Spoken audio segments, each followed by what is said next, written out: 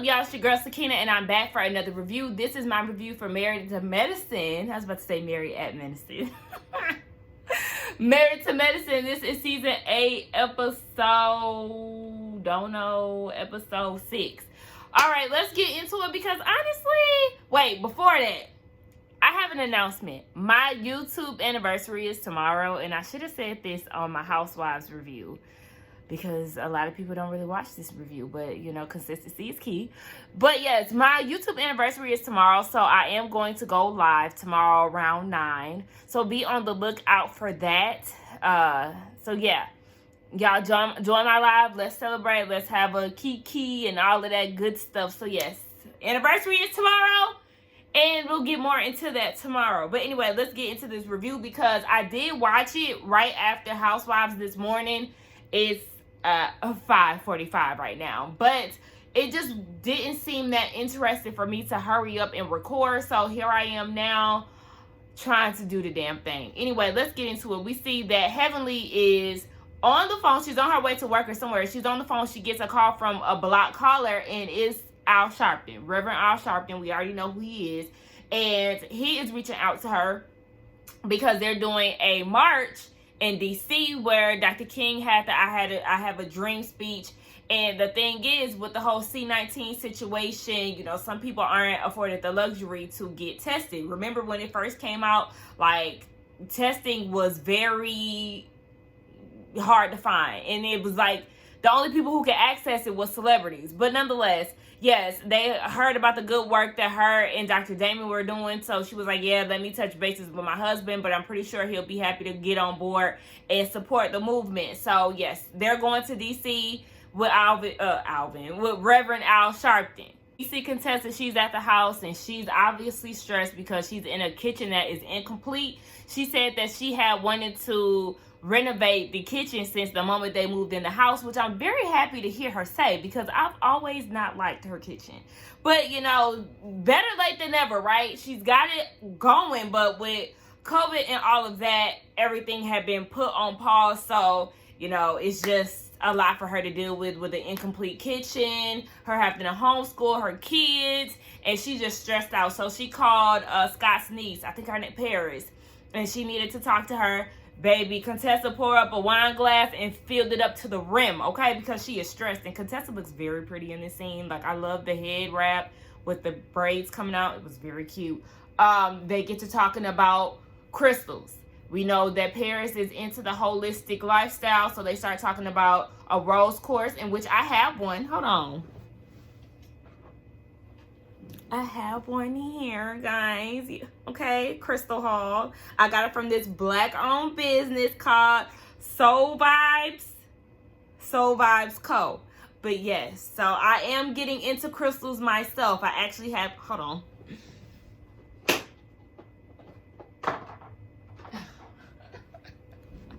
I actually have 3. So I have a clear quartz, and then I have the, can't pronounce this one yet, I'm still a baby, okay?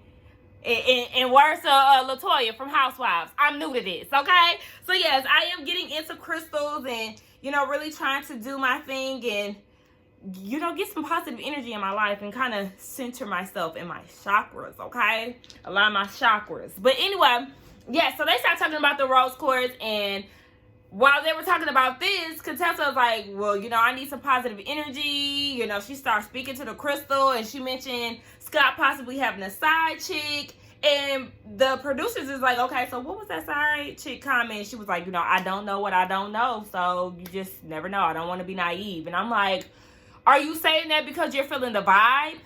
Because why would you just randomly say that, especially with y'all being stagnant for 10 years?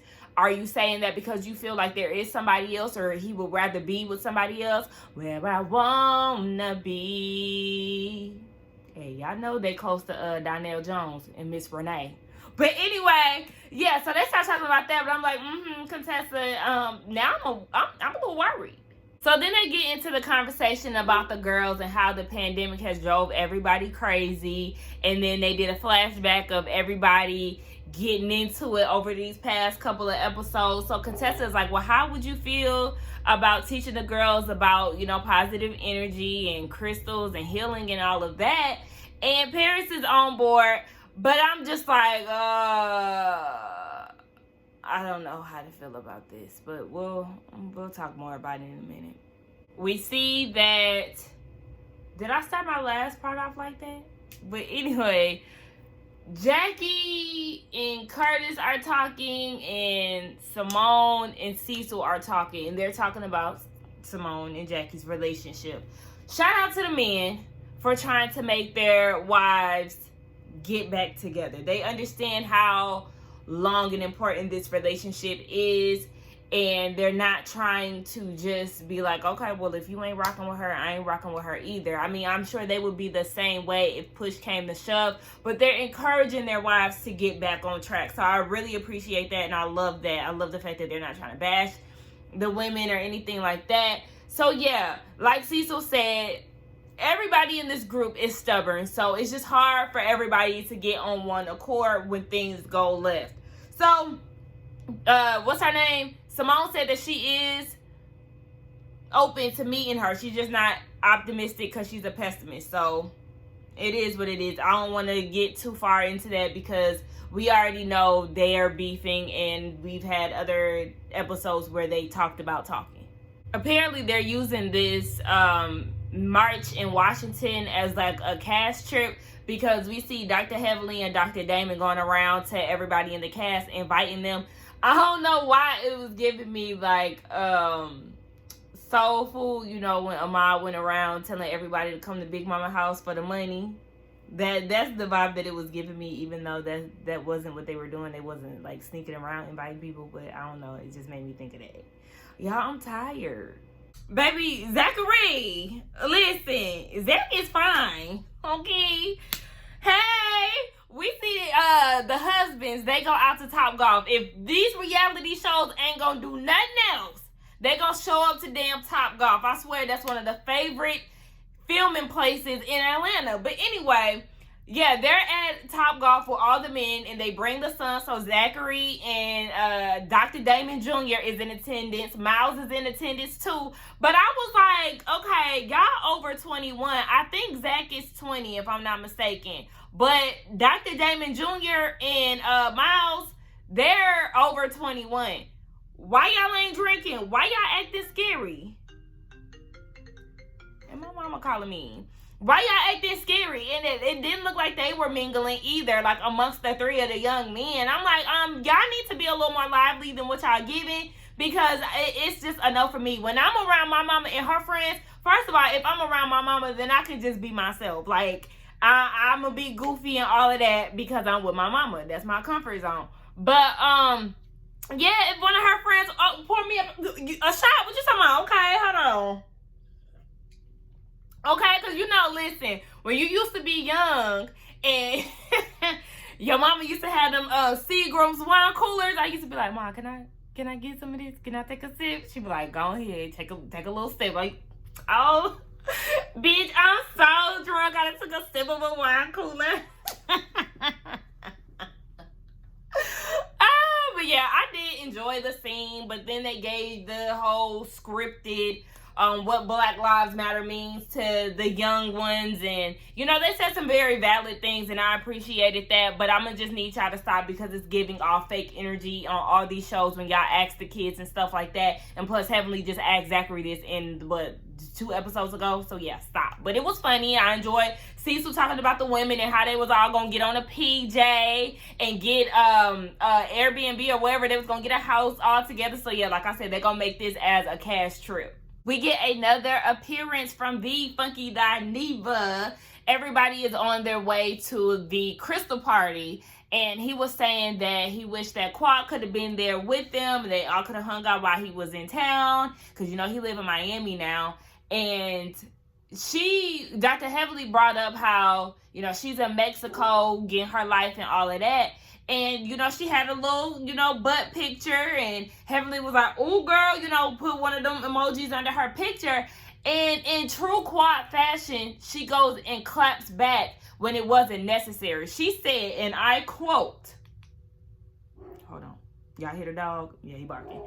She said, damn, sis, don't be a hater all your life. Matter of fact, I remember this happening in live time. She said, don't be a hater all your life. Sorry you spent all your coins at the doctor and still didn't get the body that God gave me. Now run and tell that. Hashtag lipo, hashtag lap band. But this your friend. And you went and did all of that. Literally her covering her mouth. And you interpreted it as shade.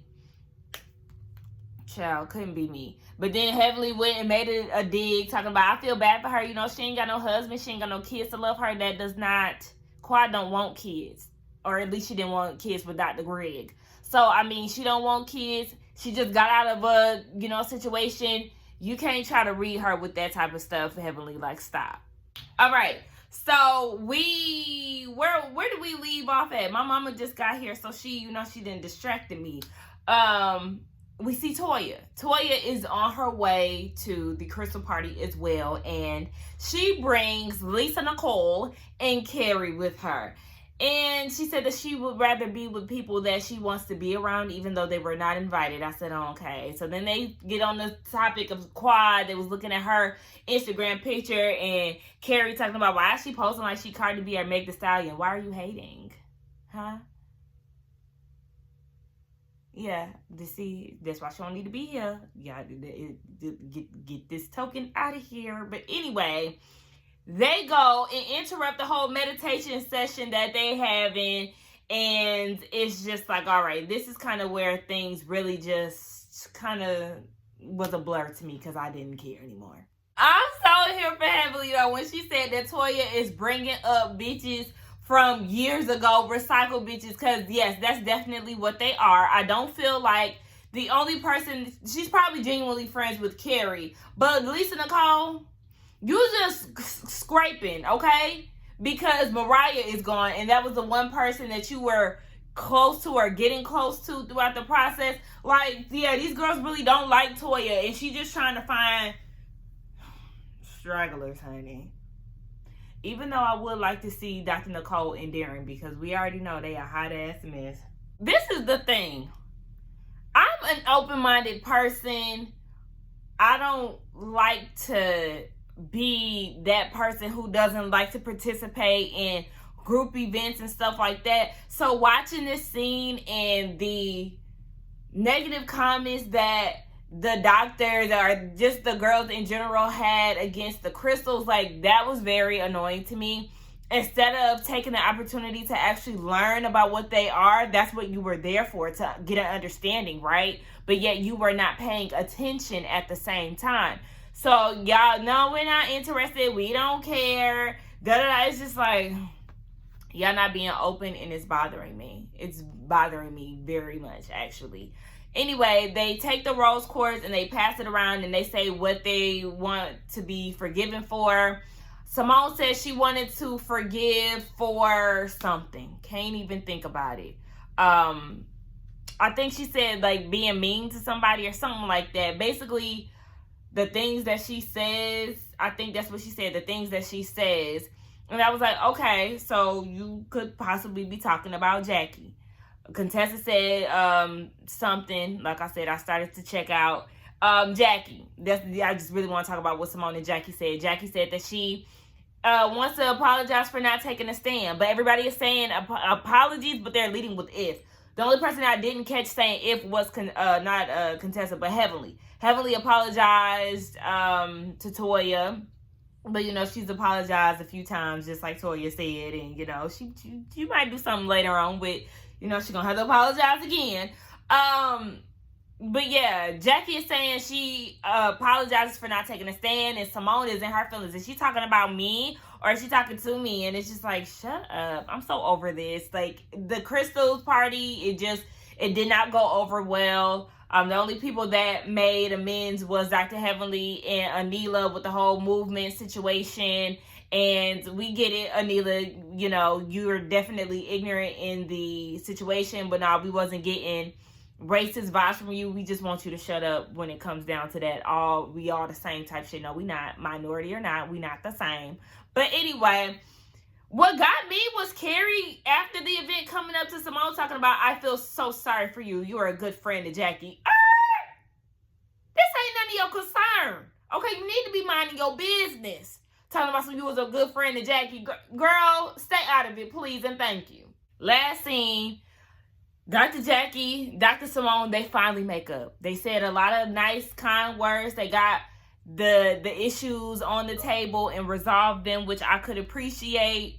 Of course, my lash almost came off because my eye started watering, but I said no tears will drop today. And it did. So I'm happy about that. But yeah, I mean, y'all, let's wrap this up. Okay, I feel like I was just doing a whole bunch of nothing in this review because this episode gave me nothing. All right, like I said, I appreciate y'all watching. And remember, in the beginning of the video, I did state that tomorrow is my YouTube anniversary. So I will be going live tomorrow at 9 p.m. Eastern Standard Time. Okay, I love y'all. Thank y'all so much for watching the video. Don't forget to like, comment, and subscribe to my channel. And I will see you in the next one. Bye.